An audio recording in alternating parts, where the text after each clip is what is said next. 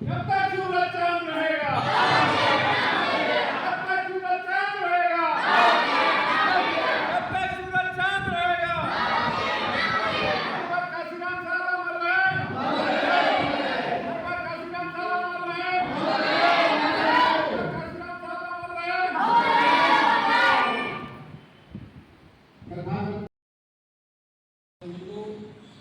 जय भीम, नव है, जय संविधान।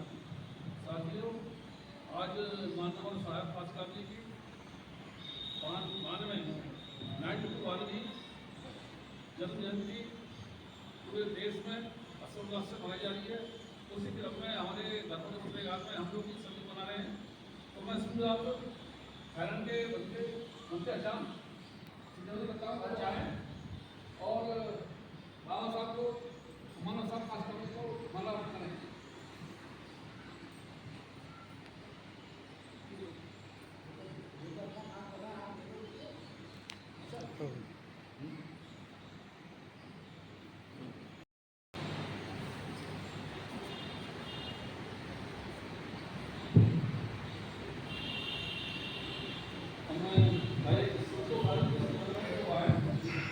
और सब आसान में तो माला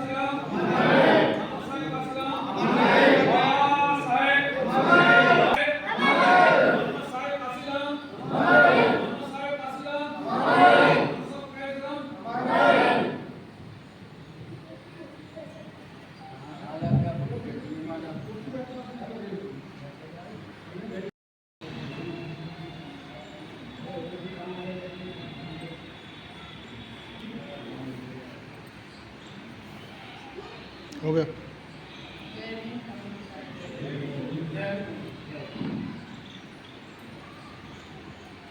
साथियों,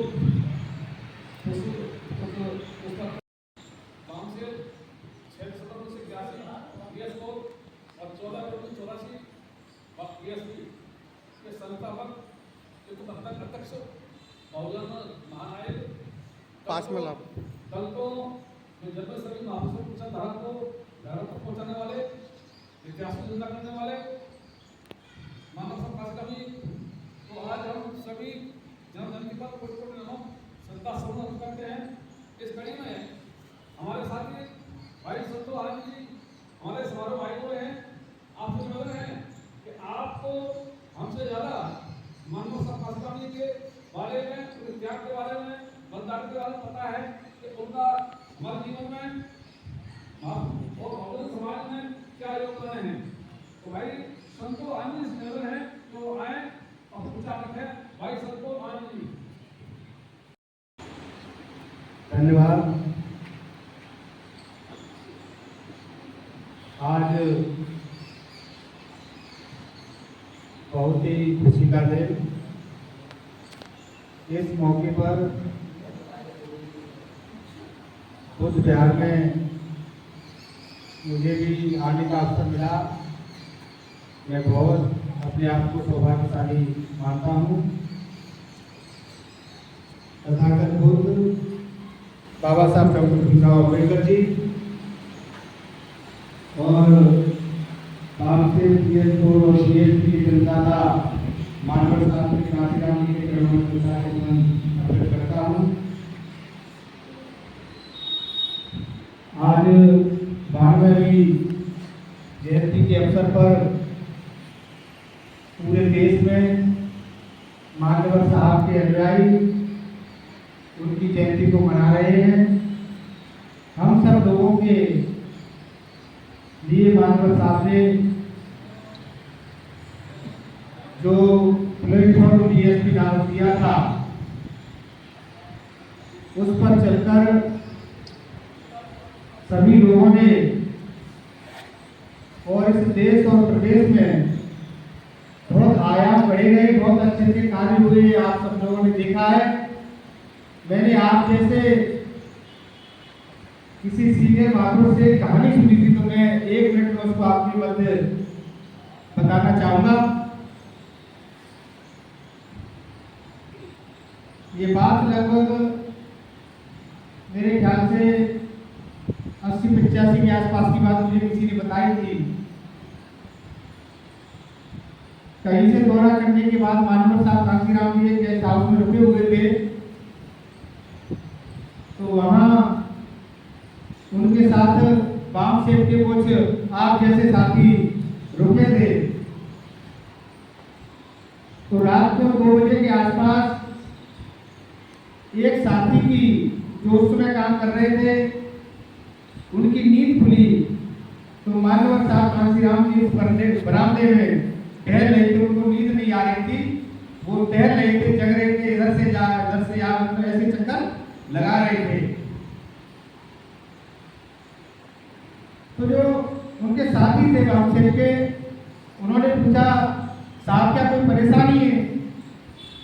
अगर कोई दिक्कत परेशानी दर्द हो तो मैं दवा लेकर आऊँ, मेडिकल पे जाऊँ, बुलवाऊँ उसको।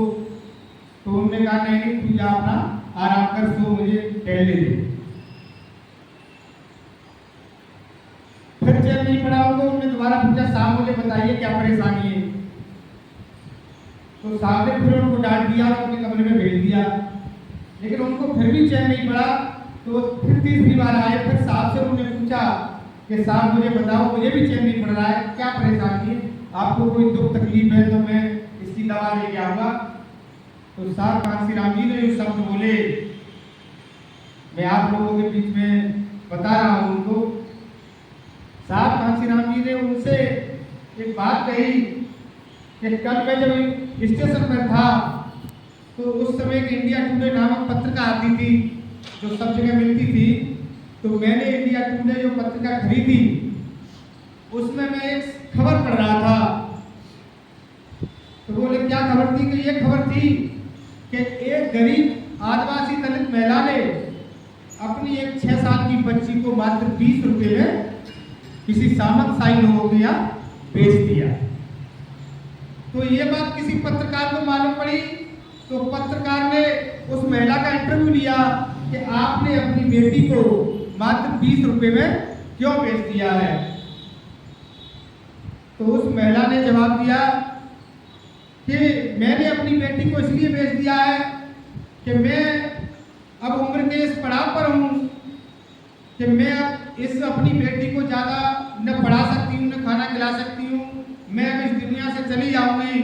तो इससे बढ़िया कि इस देश की जो व्यवस्था है उस देश में मेरी बेटी के साथ अन्याय अत्याचार हो, उससे बढ़िया मैं पहले ही इसको बेच देती हूँ कि कम से कम कोई भी व्यक्ति जहाँ मैं बेच रही हूँ तो वो उसको राखेगा, उसके साथ अन्याय अत्याचार करेगा तो कम से कम उसको पेट भर के खाना तो खिलाएगा।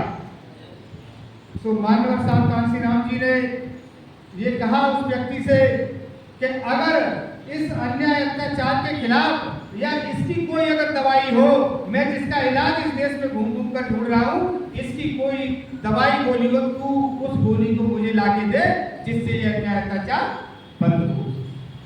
तो मैं ये बात इसलिए आप लोगों के, मैंने ये बात करीब 1-1.5 साल पहले किसी आप जैसे महापुरुष ने मुझे बताई थी, तो मैं वैसे भी बेचैन रहता हूँ, तो इन बातों को सुन के बहुत मुझे कष्ट हुआ। तो मैं ये बात इसलिए कहना चाहता हूँ कि जब हम लोगों के अंदर ये चेतना जगेगी कि जब साहब कांशीराम जी ये दवा ढूंढ रहे थे, उन्होंने दवा के रूप में बहुजन समाज पार्टी बनाई और 4 बार जब उत्तर प्रदेश में सरकार बनी तो कम तादाद में, पूरा तो इलाज नहीं हो पाया लेकिन कुछ तरह का इलाज हुआ।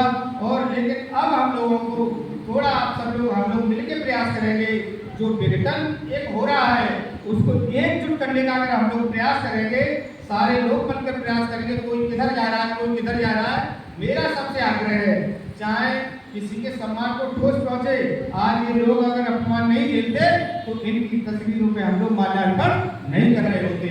हमारा अपमान हम सह सकते हैं, लेकिन हमारा अपमान समाज के लिए अगर एक प्रेरणा बनता है तो हमको वो अपमान स्वीकार है। इसी बात के साथ मैं अपनी बात को समाप्त करता हूँ। जय भीम, जय भारत, गुरु। सिर्फ DS4 के बारे में तो बता दिया और जब समाज पार्टी के बारे में बता दिया, मैं इससे आगे चलकर बात करूँगा। माननीय कांशीराम साहब, बाबा साहब डॉक्टर अम्बेडकर का नाम नहीं सुना, संक्षेप में बता रहा हूँ। 15 मार्च 1934 को पैदा हुए, 22 साल की उम्र 1956 में BSc करने के बाद जियोग्राफिकल सर्वे ऑफ इंडिया में साइंटिफिक असिस्टेंट हो गए। उसके बाद फिर अपनी तैयारी की, पुणे चले गए। वहाँ से ये बात शुरू हुई कि उनको क्या करना चाहिए। साथियों, माननीय कांशीराम साहब ने जब बहुजन समाज पार्टी का गठन किया, उससे पहले DS4 का गठन किया 6 दिसंबर 81 को। 5 दिसंबर 78 को बनी, तब कोई नारे नहीं थे, सरकारी कर्मचारियों के संगठन था 3 साल तक। उसके बाद 6 दिसंबर 81 से DS4 दलित शोषित समाज संघर्ष समिति के माध्यम से उन्होंने नारा दिया। क्या नारा दिया? उन्होंने बताया कि मैं इस देश की शासन शक्ति पर कब्जा करना चाहता हूँ। मूवमेंट बाबा साहब का है। तो उन्होंने नारा दिया कि दलित मुस्लिम पिछड़ा छोड़कर बाकी सबको छोड़कर जिता के दिखा दूंगा, और उन्होंने जिता के दिखा दिया। अब बात आती है चुनावों की। जब हम नारे लगाते थे कि जो जमीन सरकारी है वो जमीन हमारी है, जो बहुजन की बात करेगा वो दिल्ली में राज करेगा, वो हमारा राज तुम्हारा नहीं चलेगा, नहीं चलेगा। हम 3 साल तक, 3 साल DS4 और बहुजन समाज पार्टी बनने तक और 89 तक ये नारे लगाते रहे। और इन नारों को देखकर लोग कहते थे, कांग्रेस के लोग, कि कांशीराम इस देश में शासन करेगा, 2 पैसे का आदमी, ये इसके पास है क्या, जीत नहीं सकता। ये सारी बातें सुनते थे। तो जैसे ही इन नारों का असर हुआ, 500 के कैडर कैंप में दूसरी तरह से बात करता हूं मैं, तो जब असर हुआ डिक्टेट की हुई बात पर, कौन सी, जो मैंने बताई है, दलित मुस्लिम पिछड़ा छोड़कर अटैक हुए, attack by press and publication, attack by religious institutions, attack हुए, हमने उनको प्रोटेक्ट किया। प्रोटेक्ट किया, रैलियां निकालकर माननीय काशीराम साहब के नेतृत्व में, और प्रोटेक्ट किया तो 1989 में उसका इफेक्ट हुआ। क्या इफेक्ट हुआ कि आम चुनाव में 3 सांसद जीते और 13 एमएलए जीते।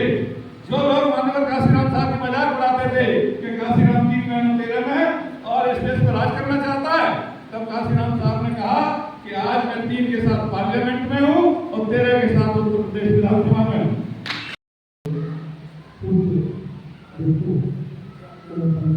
करता है। इस मौके पर हमारे क्षेत्र के सभी संग्राम बुजुर्गों को, नौजवानों को, प्रिय बच्चों को और एक माँ शक्ति सभी को निशान में भी हमारे देश में व्याप्त विषमता को मिटाने के लिए दलित शोषित पिछले समाज में जन्मे सभी संत गुरु महापुरुष जिन्होंने मानवता, समता, बंधुता स्थापित करने के लिए अपने को न्यौछावर किया। संतों के रूप में संत कबीरदास जी हों, संत रविदास जी हों, संत तुकाराम जी हों और सामाजिक क्षेत्र से गुरुद्वारा फूले जी हों, संत गाड़गे जी हों, सतपाल साहू जी महाराज, उसी श्रृंखला को उठाते हुए डॉक्टर बाबा साहब डॉक्टर अम्बेडकर और उनके मिशन को उठाने वाले माननीय काशीराम जी। सम्मानित साथियों, आज भी आप सभी लोग, इतना समय मतदान नहीं हुआ है, 20 वर्ष का मतदान हुआ है आज भी से जाते हुए, जैसे बाबू जी जैसे और भी सम्मानित साथी हैं जिन्होंने बाबू जी साहब की संगत होती, उनके साथ अपने तन मन धन का महत्वपूर्ण समय लेकर की और जहाँ तक उन्होंने बहुजन समाज के मान और सम्मान को बढ़ाया वो किसी से छिपा हो। माननीय काशीराम साहब ने भांग से बीएसपी के साथ साथ एक बीआरसी की स्थापना की, बहुत रिसर्च सेंटर। लेकिन धर्म और अर्थ दोनों ही जीवन के महत्वपूर्ण पहलू, इसलिए हमारे सभी महापुरुषों ने धर्म से पहले अर्थ को रखा ताकि अर्थ से सारी व्यवस्था चलती है और अर्थ की प्राप्ति सत्ता से होती है। साहब की आज हम 12वीं जयंती मनाने जा रहे हैं। माननीय साहब का जन्म पंजाब के रोपड़ जिले में 15 मार्च 1934 को हुआ था। उनके पिताजी का नाम हरि सिंह और माता जी का नाम नारायणी देवी था। काशीराम साहब बीएससी करने के बाद सर्विस करने लगे और सर्विस करने के बाद जब वो DRDO में नौकरी करने लगे, उस समय तक उन्हें बहुत सारे साहब 5 मिनट पढ़ते थे, खीर खाने के बहुत शौकीन थे। इनकी मम्मी का नाम बिसरपुर था और उन्होंने खीर बनाई थी। खीर बनाई तो अचानक इन्होंने मुझसे कह दिया कि माँ मैं सारी खीर खा जाऊँगा, हाड़ी की जो है हाड़ी के पंजाब में, तो आप मुझे क्या नाम दोगे? उन्होंने सोचा शर्मा है तो हाड़ी की खीर बनाई तो कैसे खाया जाएगा, तो खाने में बहुत बड़ी नाम नहीं दोगे। अब उन्होंने साहब काशीराम ने सारी हाड़ी की खीर तो खा ली, लेकिन माँ ने कहा का शाम काशीराम ने तो भाई मेरे को जो इनाम दो है, तो माँ के पास इनाम देने क्या था, वो लोटपोट हो गए, लेकिन कहा मुझे इनाम दे, तो आपने कहा करके पूरे सामने इनाम दे, लोटपोट हो गए, इनाम देने के पास कुछ नहीं था।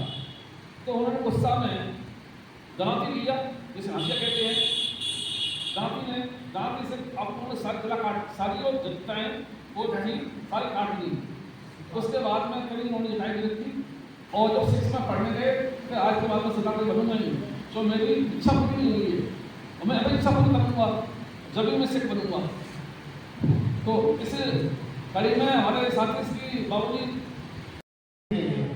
लेकिन जितना भारत का संविधान है उसके 4 पिलर हैं, कार्यपालिका, न्यायपालिका, विधायिका और मीडिया। मेरे दिल में खादी दामोदर आयोग में सर्विस की है। तो एक बार जो है हमारे आंध्र प्रदेश के कार्य अधिकारी राव साहब आए थे, तो उन्होंने एक बहुत बढ़िया बात कही थी और प्रैक्टिकल की भी थी। उन्होंने बोले कल मीटिंग है, जितने हमारे डायरेक्टर्स हैं, डिप्टी सीईओ हैं, एडी है, डीईओ है, डेवलपमेंट ऑफिसर हैं, जितने भी हैं सब आए। और इसी टाइम की बात है, वो शाम को उन्होंने मीटिंग ली है। बोले मेरे को आप सब लोग समझ गए कि मैं कार्यकारी अधिकारी हूँ यहाँ पर, लेकिन जितना बैकलॉग है, जितनी वैकेंसी है वो किसी भी डिपार्टमेंट में है, जब तक हम रोजगार नहीं देंगे, जब तक हमारी आर्थिक स्थिति अच्छी नहीं होगी, जब तक हम अपने बारे में या समाज के बारे में नहीं सोच सकते। एजुकेशन तो टॉपर है ही है, लेकिन इसके साथ हमें अपना काम भी करना है। और जिसको जो भी परेशानी हो वो मेरे से आगे उसकी इजाज़त ले ले और बैकलॉग को पूरा करो, जितनी वैकेंसियाँ उनको पूरा करो। सब करके उन्होंने अपने अपने विभाग से सबने लिस्ट दे दी और उन्होंने 2 साल में 17, 15 और 7.5 22 की वैकेंसी को 25% भर दिया था पूरा उन्होंने। बोले मैं इसका मालिक हूँ और भगवान नाम की कोई चीज़ नहीं है। मैं IAS अगर बाबा साहब का संविधान न होता तो मुझे यह सब पावर नहीं मिलती। पढ़ाई तो है ही है, लेकिन उसके साथ में जो है पावर का इस्तेमाल करो। तो आप और मेरे सभी बड़े और छोटे भाई बंधुओं से है कि जब भी अगर देश की बात आती है तो हम भारत का साथ है, लेकिन जब समाज की बात आती है तो सब समाज को छोड़ करके पहले अपनी समाज के साथ रहो। कोई काम करो, लेकिन समाज का काम करते रहो। इसी में सबकी भलाई है, इसी में मेरी भलाई है, समाज की भलाई है। इसलिए काशी राम, काशी राम, काशी राम। इन्हीं शब्दों के साथ में मैं अपनी बात को खत्म करता हूँ।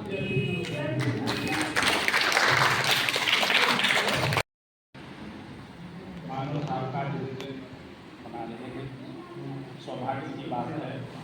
हम लोग सब बैठे विश्वास कर रहे हैं और उनको याद कर रहे हैं। हम सामने मानव साहब ने अपना जीवन, खुशियों वाला जीवन त्याग के हमारे जीवन को बदला है। अपना जीवन छोड़ दिया उन्होंने, हमारे जीवन को बदला है। मैं ग्रामीण एरिया से, रूरल एरिया से बिलोंग करता हूँ। स्टूडेंट लाइफ में मैंने बहुत असमानताएँ वहाँ अनुभव किया हुआ है। बसों में जाते टाइम, मार्केट जाते टाइम, स्कूल जाते टाइम पहले बहुत कुछ उल्टी सीधी बातें करते थे लोग और मर्यादाओं को छोड़ते थे। और हम लोग जो दलित वर्ग के, छोटे निम्न वर्ग के थे, उनके साथ तो बहुत गंदा सुनने को मिलता था, जवाब नहीं दे पाते थे। आज का समय ऐसा है कि वो चीज़ें सब समाप्त हो गई हैं और हम बराबर पे और उनसे अच्छी पोजीशन में पहुंच चुके हैं। ये कृपा है साहब।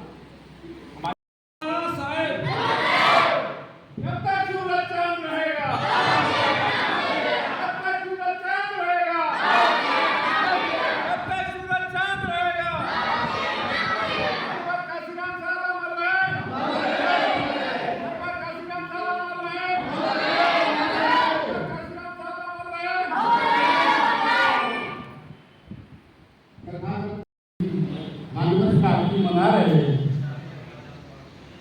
इन्होंने अपना समाज के लिए पूरा जीवन बलिदान कर दिया। समाज को सब कुछ न्यौछावर करते हुए अपना गृह परिवार, अपना शादी वगैरह कोई भी कार्यक्रम, सभी कुछ समाज के लिए न्यौछावर कर दिया। और हमारे देश की, हमारी जनता को ये संदेश दिया कि अगर हम सब कुछ त्याग करके आगे बढ़ना चाहेंगे तो हमें अवश्य सफलता मिलेगी। आज के दौर में ज़्यादातर लोग काशीराम साहब की, मानवर साहब की तारीफ करते हैं, लेकिन अपने परिवार से किसी सदस्य को कोई काशीराम बनाने की बात नहीं करता। काशीराम साहब के पत्नियों पर चलने की बात नहीं। काशीराम साहब ने अपना घर द्वार, परिवार सब कुछ न्यौछावर कर दिया, सब त्याग करके। आज के जमाने में इतना बड़ा त्याग कोई भी महापुरुष नहीं करेगा। काशीराम साहब ने बहुत बड़ा त्याग और बलिदान किया। यही साथ बच्चों के साथ हमारी वाणी को बढ़ाने का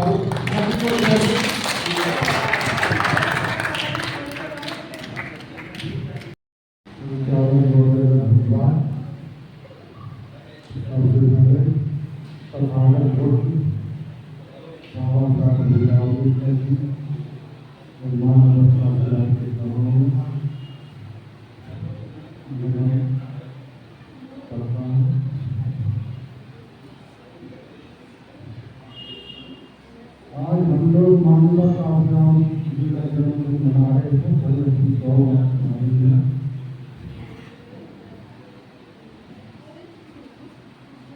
मैं 1982 में भर्ती हुआ था विभाग में, तो मानवर साहब ये भूतपुर से चुनाव लड़े। अब ये बात नहीं होगी 84 में या 86 में, तो वहाँ मैंने दर्शन किए थे मानवर साहब के। तो चेहरे में एकदम ऐसी चमक थी जैसे एकदम लाइट और बिल्कुल भी शकल नहीं थी। तब से मुझे जानकारी है मानवर साहब जैसे हमारे बाबा साहब ने तथागत भुर्द को जिंदा किया, हम लोग तथागत भुर्द को नहीं जानते थे, वैसे हमारे मानवर साहब ने बाबा साहब को जिंदा किया। बाबा साहब के बारे में जानकारी हमको जमीन से शुरू हो गई थी, नहीं हमें पहले से कोई जानकारी नहीं थी। संविधान के बारे में मानवर साहब ने आगे बढ़ाया, तो संविधान की जानकारी हम लोगों को हुई है बाद में, जब उन्होंने बताया कि जब गवर्नमेंट सर्वेंट थे सबसे पहले मानवर साहब ने उनको जोड़ा था अपने मिशन में, इतने थे वो आम पब्लिक के बाद में बहुत बाद में आए। तो इसलिए मैं अपनी बात यही समाप्त करता हूँ। मानवर साहब के चरणों में पुनः नमन, बाबा साहब के चरणों में नमन।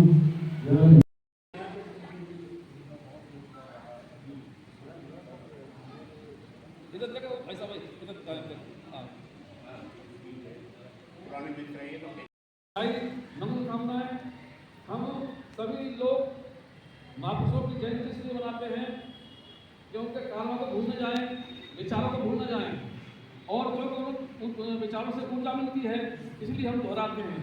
हमें कोशिश करनी चाहिए कि काशीराम ने हमारे लिए कुछ सब कुछ त्याग किया, हमारी ड्यूटी बनती है कि उसे कार्यों को आगे बढ़ाएं।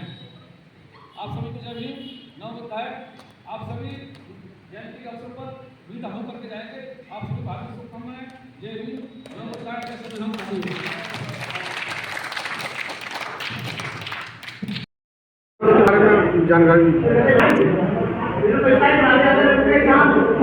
श्रद्धेय अमित वर्षन जी, आपको सर्वप्रथम बहुत बहुत धन्यवाद कि आप हमेशा ही सामाजिक कार्यों के लिए एवं सामाजिक समस्याओं को अपने चैनल के माध्यम से प्रतिक्षण उठाने की कोशिश करते हैं।